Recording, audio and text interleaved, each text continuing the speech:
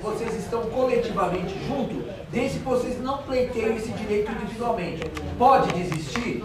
Nesse estado não pode mais, porque já criou um litígio. Já tem um processo em andamento. O que a AGU faz? Fala o seguinte, não, ela não quer ser representada coletivamente. Tanto ela não quer que tenha ação dela aqui individual.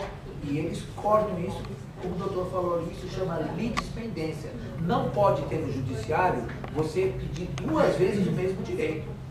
Se você está pedindo individualmente, você não pode pleitear ele coletivamente. Quem recebeu 28 através da Resumindo do grupo, é muito simples. Tem um que faleceu. Olha, a questão é a seguinte, o fato de ser 5 significa que ela é individual, mas ela é plurima. Chama litisconsórcio. Aí é o litígio em consórcio. A litispendência é o litígio pendente. Aqui é o litisconsórcio. É o litígio em consórcio. O que é em consórcio? O objeto é o mesmo, a causa de pedir é a mesma e as partes são as mesmas, servidor público e Ministério da Saúde. Então, o que acontece? Mas um não impede o direito do outro, só que eles caminham 5 juntos. O fato de um falecer não para o processo. O fato de 2 ter feito acordo não para o processo. Prossegue o processo para fazer mais parte. Do falecido, prossegue o processo em nome do espólio, ou dos herdeiros, ou da pensionista. E daquele que fez acordo, prossegue o processo em nome dos demais. Um não impede o direito do outro, não é? A senhora perguntou. Quem recebeu pela NASP é aquilo que eu falei, já recebeu. Se tem com a NASP e tem com o advogado lá em Piracicaba, corre lá para avisar ele. Porque é o seguinte, esse sindicato, quem a recebeu pela NASP e foi condenado em sucumbência, o sindicato pagou a sucumbência. Nós pagamos para que o servidor não tivesse prejuízo. Porque nós não tivemos notícia de que tinha com a NASP e nós acabamos executando. E teve, em processos de nossa responsabilidade, servidor condenado a 500, 600 reais de sucumbência, que a direção decidiu não dar esse prejuízo para o servidor e pagou a sucumbência. Teve gente que o juiz entrou no Banco do Brasil que ele tinha conta e bloqueou o dinheiro. Fez até o bloqueio. E a gente vai lá e paga.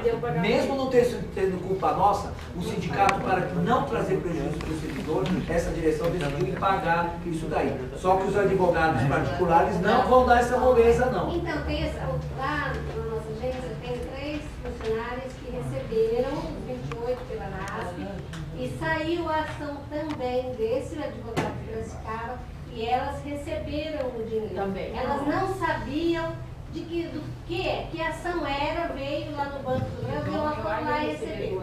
Agora que foi descoberto que aí ele Agora quis já recebeu. os 28%. Mas não teve duplicidade, tem outro caso. Agora tem um outro caso, a menina, a gente até, quando nós fomos lá na reunião, falaram, ó, vai sair os 3,17, o pessoal, quem não recebeu, tal. Tem uma lista no Banco do Brasil. Aí, nessa lista que as 3 receberam, tinha a 4ª, né? Era 4 pessoas. Uma não recebeu porque o CPF dela não estava regularizado, então ficou para o ano que vem. Tá bom. Agora, foram ver esses 3,17, também estava a funcionária, que é a Vânia, né? Estava lá o dinheiro dela, que é 28 mil reais. Na época, Então não é 317. não é, então. No 28%, quando a gente recebeu 22, 23, estava 28. Aí não é o 3,0, porque nós já recebemos também o 3,16, né? Aí ela foi ver, é o do advogado de Piracicaba, que é os 28%. Tá lá no banco, ela não foi comunicada. O banco não comunicou, o advogado também não comunicou ela, né? Bom, a questão... O que ela fez? Ela viu uma advogada e falou assim, ó, você manda um ofício para o juiz, manda um ofício para o advogado, né?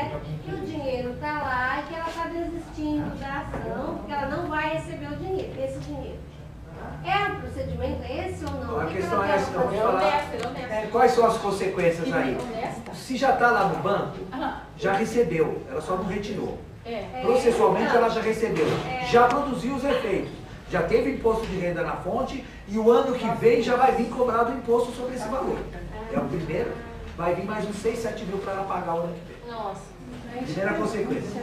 Segunda consequência, ela vai ter que o advogado, tem que ser o advogado dela, vai ter que comunicar isso e fazer isso processualmente, falando que desiste, tal, para dar baixa no precatório e que ele seja revertido de volta.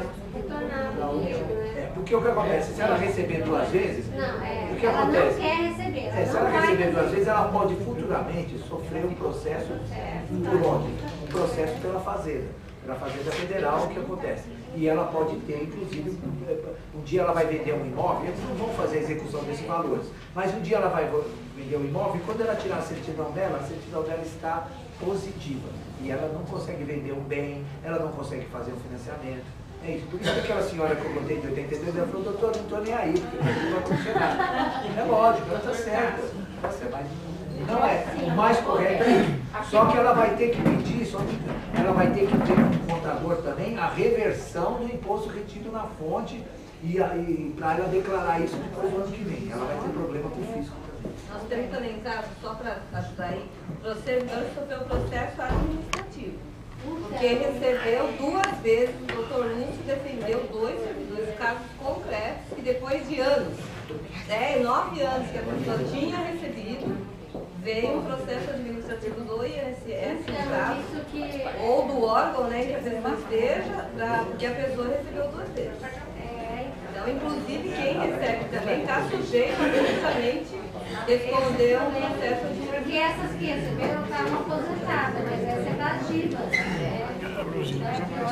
Pior ainda, tem mais esse agravante. Então, mas ela também, na verdade, E junto ao advogado dela, o advogado coloca no processo que ela já recebeu. Tanto 28, 3, 17, 17, quando a gente faz essas execuções coletivas, nós tivemos reunião na AGU, na Procuradoria, que está, os procuradores já orientam. Nós temos, inclusive, que excluir do processo quem já recebeu.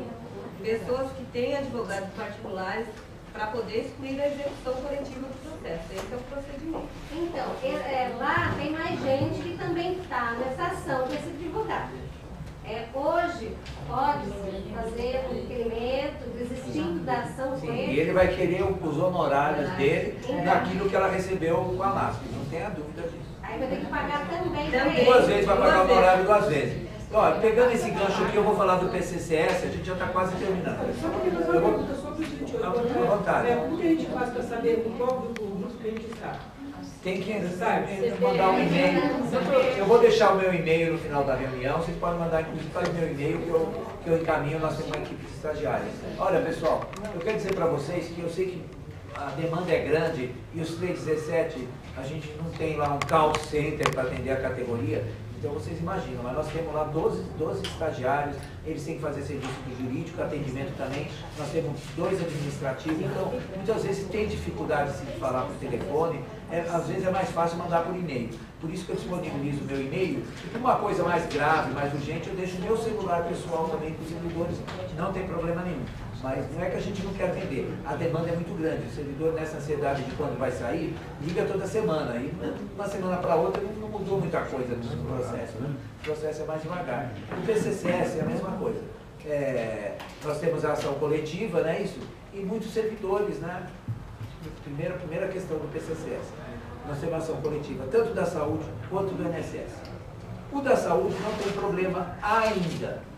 Não tem problema ainda com outros advogados. Por quê?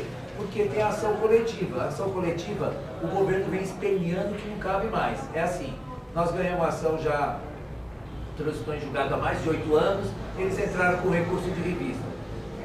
2 anos não foi admitido. Entraram o quê? Com agravo de instrumento. Ficou 3 anos para falar que não admitia o recurso de revista. Aí depois já passou 5 anos. Aí eles entraram com embargo de declaração, mais 2 anos para falar que não admitia o agravo de instrumento do recurso de revista. Quer dizer, o recurso do recurso do recurso. Agora eles perderam tudo e entraram com mandato de segurança, falando que o valor é alto, então, tudo para atrapalhar a execução. Porque enquanto a gente não consegue tirar do tribunal e trazer para a vara aqui, não vamos executar. Mas é ação ganha, os valores dos 28 do PCCS da saúde é ação ganha, todos vão receber. Só que o governo tem usado de estratégias, inclusive agora teve a condenação, né, de 1% sobre esse tempo agora que esse embargo de declaração. E vai ter outra condenação